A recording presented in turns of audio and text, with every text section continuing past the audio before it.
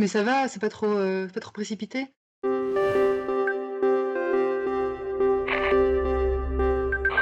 Donc, grâce aux innovations techniques, on a une nouvelle façon de travailler aujourd'hui qui est basée sur la mise en réseau ouverte de compétences et de ressources. Donc, autrefois, on avait l'entreprise, aujourd'hui, on a la plateforme. Reste à savoir si c'est plutôt une promesse ou une menace. C'est sûr que la mise en réseau de ressources et le fait de pouvoir mettre en relation des personnes dans un esprit de réciprocité, ça a beaucoup de sens. Ça peut favoriser des circuits courts ou éviter la surconsommation. Sauf qu'on constate aujourd'hui que les plateformes qui ont le plus de poids sont surtout celles qui misent sur, soit la publicité, soit l'exploitation des parties prenantes.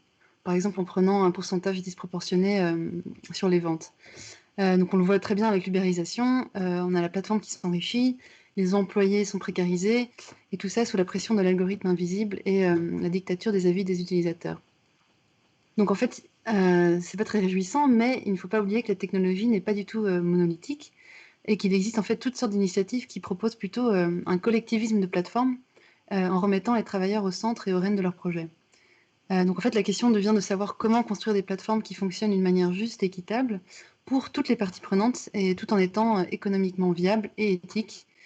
Donc Numo, par exemple, ce n'est pas exactement une plateforme, mais on a fait le choix d'un modèle coopératif qui va dans le sens d'une économie, horizontale et réciproque. Et donc le but, c'est pas la croissance infinie, mais plutôt de trouver un équilibre pour que les services continuent à exister, de façon pérenne.